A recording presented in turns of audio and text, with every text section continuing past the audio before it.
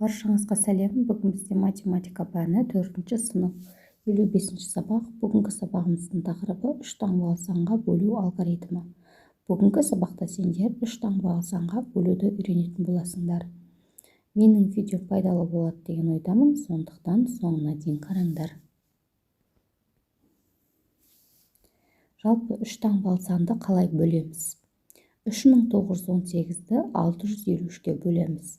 4 таңбалы санды 3 таңбалы санға бөлген кезде 1 таңбалы сан шығады. Енді біз санның қайрамаймыз, яғни берілген санның барлығы 391-ден қайралмағандықтан барлығынан берілген санды бөлетін боламыз. Сол үшін үш жердегі қаншам ең соңғысы 8-бен аяқталады. Есімізге түсіреміз. Бұл жерде бір таңбалы сан шығатын болғандықтан, бөлінгіштің соңғы саны 3 бірлік, демек бөлінгіштіңкі 8 болыпты, бөлгіштіңкі 3 болыпты. Демек 3 жердегі қаншам 8, соңғысы көбейту кестесінде 6. Демек 6-тан береміз. 3 жердегі 6 18, 8 жазылып 1 ойда. 6 жердегі 5 30, ойдағы мен 31, 1 жазылып 3 ойда. 6 жердегі 6 36, оған 3 қосамыз 39 болады. Сонда 3918-ден 3918-ді айтқан кезде 0 қалады.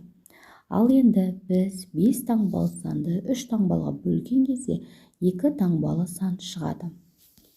Енді 13752-ні 573-ке бөлетін боламыз. Ол үшін біз 1375-тен қайырамыз. Жалпы 1375-те бізде 13 деп алатын болсақ, 13 саны 5, 13 санды 2 рет кездеседі. Демек біз 2-де береміз, енді көбейтеміз.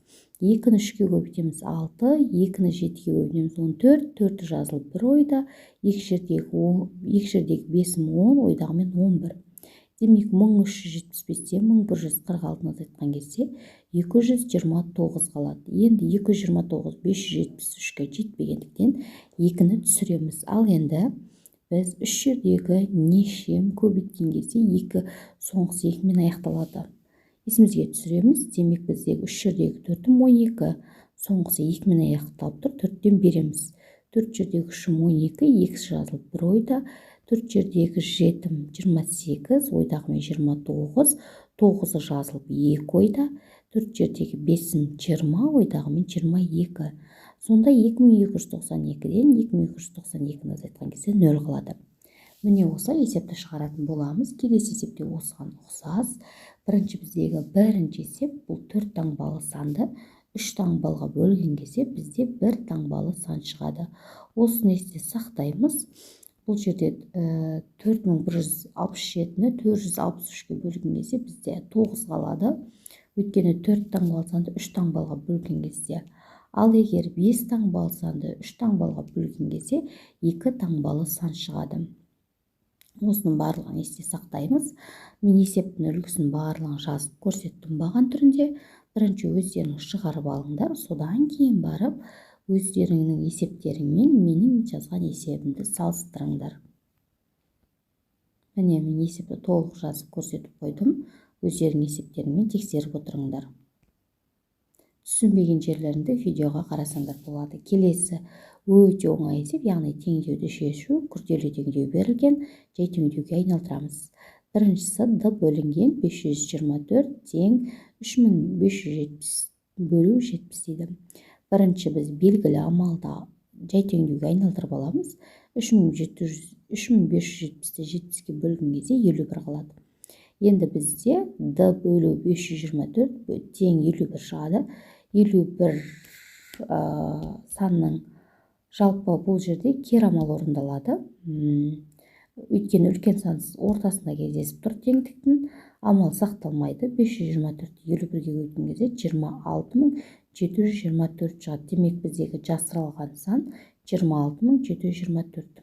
Келесінде де белгілі амалды орындап аласыңдар. Яғни екінші есепте 98756-дан 97984 азайтқан кезде 772 қалады.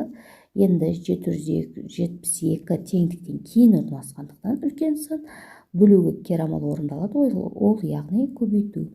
772-ні 258-ге көбейтсеңдер 199.176 шығады. Демек біздегі жасырылған сан 199.176 деген сөз.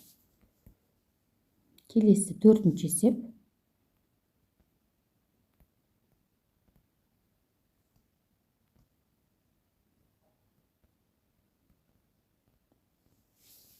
Тапсырмасы, яғни шарт құрып шығарамыз. Мектеп асханасына күріш әкелінді 6 күн бойы. Күніне 4 килограмм 500 килограммнан күріш жұмсалды. Егер асханада 32 килограмм күріш қалған болса, асханада қанша килограмм күріш әкелінді? Жалпы бізде күніге 4 килограмм 500 граммнан күріш әкелді, бірақ 6 күн әкелді. Біз бірінші 6 күнді табамыз. Демек 4500, яғни 4 килограмм дегеніміз 4000 грамм, 500-ге айналдырған кезде 500 болады. 4500 граммды 6-ға көбейтеміз. Сонда бізде 27 мың шығады. Демек 27 мың грамм 6 күнде бізде 27 килограммға 27 килограмм әкелінді деген сөз. Жұмсалды. Енді қалды 32 килограмм дейді. Демек 27 килограммға 32 килограммды қосасындар, сонда 59 килограмм болады. Жалпы бізге әкелінген күріштердің көлемі 59 килограмм күріш әкелінді. Өте оңай есеп бұлар. Келесісінде тапсырмасы, асханада орамжапырақ салынған 85 бәліш пісірілді. Бұл күріш салынған бәлішке қарағанда 2 есе аз. Орамжапырақ салынған бәлішке қарағанда күріш салынған бәліштің нешеуі артық пісірілді дейді. Орамжапырақ 85, бірақ 2 есе кем деп тұр бұған. Демек бұл деген сөз кездескендіктен кері амал орындалады. 85 2-ге көбейтесіңдер 170, демек күріш салынған бәліш бізде 170. Ал орамжапырақ 85, енді қаншауы артық екен табу үшін 175-тен 85-ті азайтсаңдар, 85 артық күріш салынған бәліш пісірілді деген сөз. Бұл тапсырмасы, 17 қалта ұнның массасы 34 килограмм, ал 25 қалта күріштің массасы 75 килограмм. Күріш салынған қалта, ұн салынған қалтадан қанша килограммға ауыр дейді. Бірінші біз бір қалта күрішті табу үшін 34-ті 17-ге бөлеміз, сонда 3 килограмм болады. Ал 25 қалтан 75-ті 25-ге бөлеміз. Бізде 34-ті 17-ге бөлген кезде 2 шығады, 75-ті 25-ге бөлген кезде 3 шығады. Демек бізде күріш салынған қалта табу үшін 3 килограммнан 2 килограммды азайтасыңдар, 1 килограмм. Демек күріш салынған қалта 1 килограммға ауыр деген сөз.